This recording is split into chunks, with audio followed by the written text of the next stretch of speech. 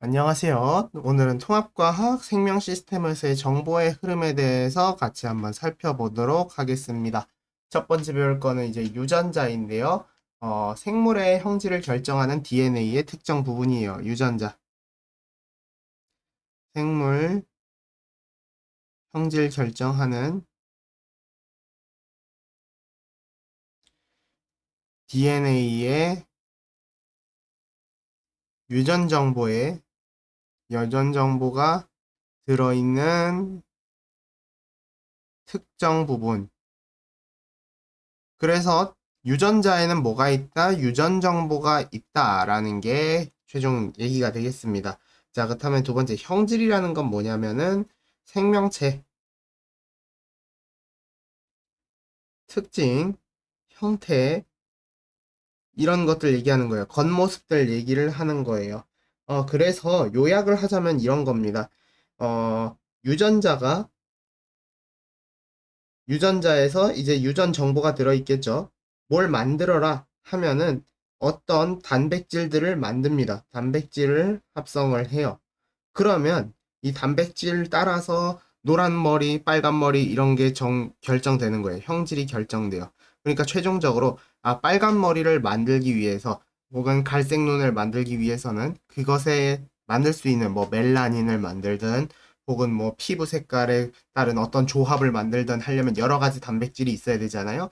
그 단백질들을 만들라고 할 겁니다. 그러면 그 단백질들을 만들 수 있으려면 그거에 따른 그 단백질들을 만들 유전 정보가 있어야 되겠다. 이런 얘기가 되겠습니다. 그래서 유전자는 어디에 있는 거냐? DNA에 어디에 있는 거냐? 근본부터 한번 가보면요. 이렇게 세포가 있으면 세포 속에는 뭐가 있어요? 가운데 핵이 있습니다. 그럼 핵 속엔 뭐가 있다고 배웠냐면 우리가 분열할 때 염색체가 있다고 배웠습니다. 이거 중3 때 배운 거고요. 염색체는 뭘로 이루어져 있는 거냐면 DNA와 히스톤 단백질이라고 하는 걸로 이루어져 있어요. 그래서 이걸 보게 되면 DNA는 이중나선 구조 선이고요. 히스톤 단백질은 뭐 조그만한 단백질 접착제 같은 거라고 생각하면 됩니다. 그 중에서 중요한 건 뭐냐? DNA가 됩니다. DNA를 확대를 하면은 이렇게 생겼죠. 그러면 여기서 유전 정보는 뭐냐? 여기 염기 부분 있죠? 여기에 A, T, G, C 이 정보들이 이 문자 배열이 요걸로 나오는 경우의 수가 유전 정보다라고 생각을 하면은 될 것 같아요. 그래서 여기 있는 요게 결국에 단백질을 결정하겠다. 경우의 수로 수많은 경우의 수로 단백질을 결정한다. 이렇게 보면 되겠습니다. 어, 그래서 요약을 하자면 유전자에 따라서 거기에 있는 유전 정보에 따라서 단백질이 만들어내고 그래서 그 단백질의 종류가 워낙 많기 때문에 그거에 따라서 여러 가지 형질이 나온다라고 생각하면 되겠습니다. 자, 그래서 방금 배운 거에 따른 요약은 이거예요. 생명 중심 원리라고 합니다. 생명 중심 원리는 뭐냐면 DNA에서 단백질 만드는 과정이라고 생각하면 되는데 이거예요. DNA에서 RNA가 되고 RNA에서 단백질이 되는 것. 이게 생명 중심 원리입니다. 우리가 아는 건 DNA에서 단백질만 되는 건데 중간 과정이 RNA도 있대요. 그래서 각각 첫 번째 이거를 전사라고 하고요. RNA에서 단백질 되는 걸 번역이라고 합니다. 뭔지 하나하나 알아볼 건데요. 어디서 일어나는지부터 볼게요. DNA는 설계도예요. 설계도. 따라서 움직이지 않습니다. 그러니까 RNA가 대신 이동을 해주는 거예요. 누구한테? 어디서 만들어져요? 단백질은 리보솜에서 합성이 됩니다. 따라서 리보솜까지 이동을 해줘야 되기 때문에 전사는 어디서 일어나냐? 핵 속에서 일어납니다. 그리고 나서 RNA가 리보솜한테 이동을 해줘서 번역, 단백질 합성 같은 경우는 단백질 합성이에요. 번역은 그러니까.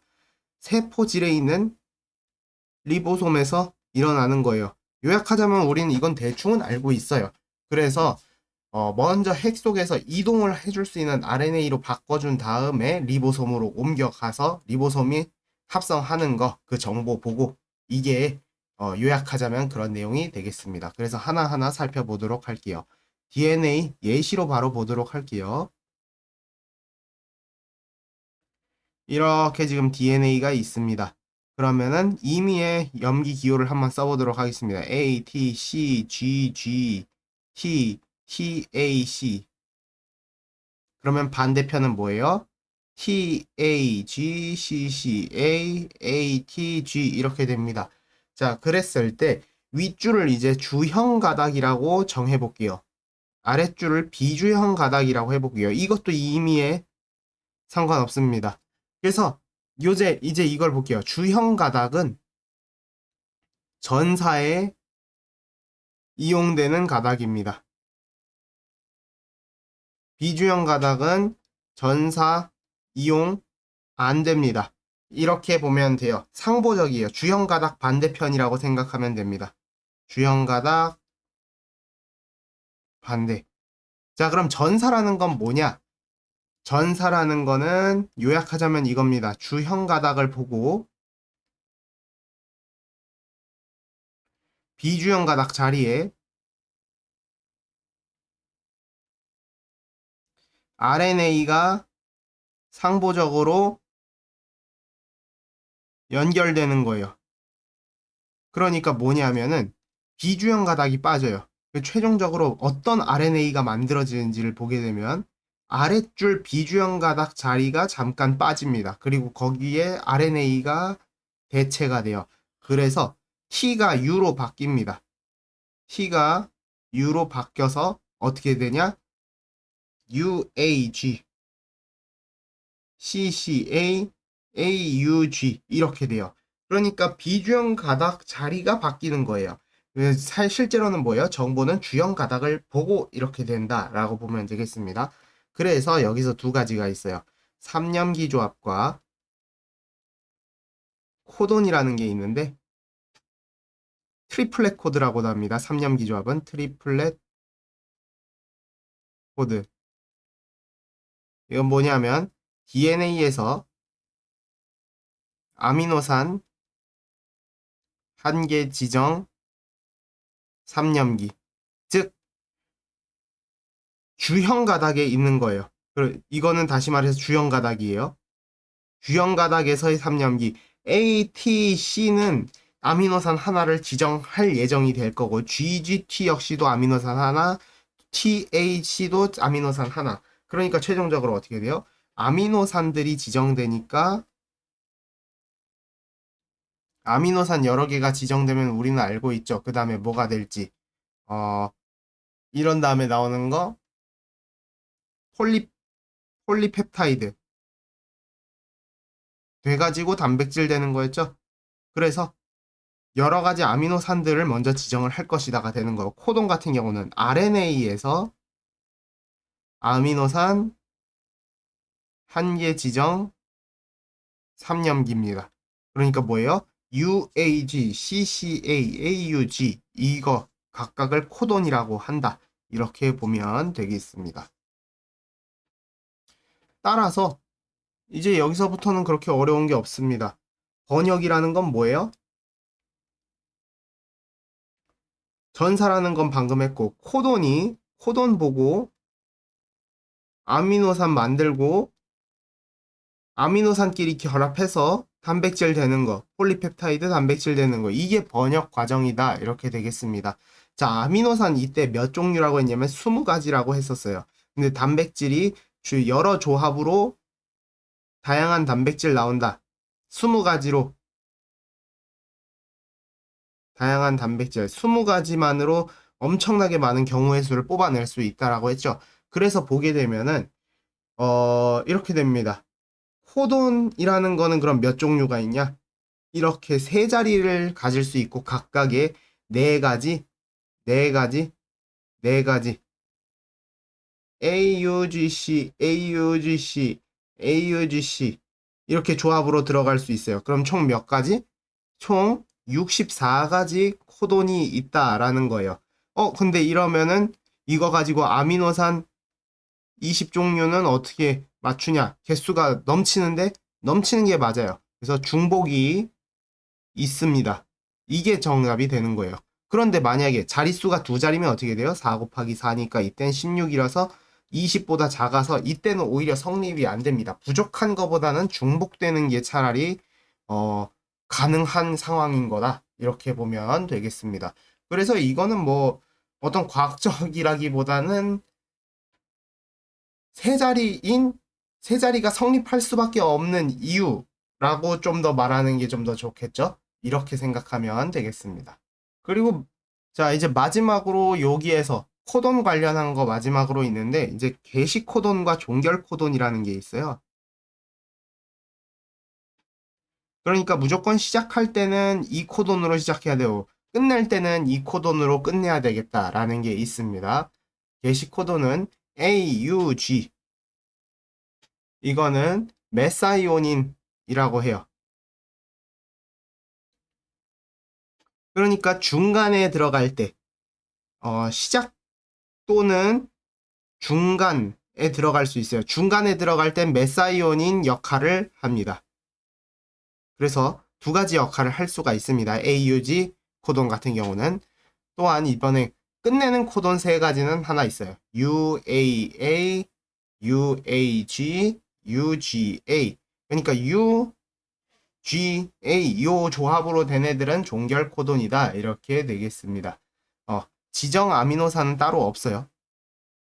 그러니까 완전히 어떤 역할이야? 종결하는 용도로만 쓰는 그런 용도의 코돈들이다. 이렇게 보면 되겠습니다. 자, 마지막은 이제 유전자 이상을 볼 건데요. 유전자 이상. 기본적으로 어떻게 돼요? DNA, RNA, 아미노산, 단백질, 형질 이렇게 나오거나 세포 이렇게 나온다라고 우리가 알고 있는데 유전자 이상이라는 거는 전달 과정에서 문제가 생기는 걸까요? DNA에서 이미 문제가 있는 걸까요? 라고 했을 때 DNA에 이미 문제가 있어서 잘못된 것을 제대로 전달하여 나타난 것입니다. 그러니까 운송 과정에서는 아무 문제가 없어요. 애초에 제품 자체가 잘못된 것이다. DNA부터 뭔가 이상한 걸 알려주고 있어가지고 최종적으로 이상한 게 나왔다라는 거라고 보면 됩니다. 중간 과정에서 문제가 있진 않다라고 생각하면 돼요. 그래서 그 두 가지가 난 모양 적혈구입니다. 첫 번째. 그 두 번째 중에 첫 번째. 이거는 뭐냐? 일반적인 적혈구는 이렇게 생겼는데 난 모양 적혈구는 이렇게 생겨가지고 어떤 문제가 돼요? 이렇게 생긴 거는 혈액을 운반을 혈액 산소 운반이죠. 산소 운반 능력이 떨어집니다. 따라서 얘네들은 그러니까 어떻게 돼요? 빈혈 오는 것이라고 생각하면 됩니다. 혈액 운반이라는 표현은 지우도록 합시다. 산소 운반 능력이 떨어져서 빈혈 옵니다. 두 번째는 뭐냐면 페닐케톤요증. 이건 조금 설명을 해주자면은 페닐알라닌 분해 효소가 없어요. 페닐알라닌 분해 효소가 없으니까 페닐알라닌이 어떻게 돼요? 축적이 됩니다. 따라서 페닐케톤이 돼요. 그러면 어떻게 돼? 뇌조직 손상. 이렇게 된 거 두 가지 대표적인 유전자 이상 질병이 되겠습니다. 그래서 완전 마지막 볼 거는 유전 부호 체계의 공통성. 이건 무슨 얘기냐면요. 어, 모든 생물은, 모든 지구상 생물은 유전 부호 체계가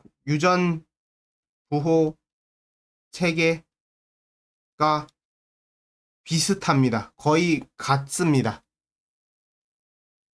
같다. 비슷도 아니에요. 같다. 동일. 이렇게 보면 돼요. 그 대표적인 거 뭐뭐 있는지 볼게요. DNA 사용, RNA 전달, RNA가 전달, 그리고 ATGC 사용한다. 네 번째, 리보솜 합성. 다섯 번째, 코돈 번역 방법 동일. 그러니까 모두 코돈 ATG 있으면은 아미노산 요 아미노산 나오고요. 그런 거 얘기하는 거예요.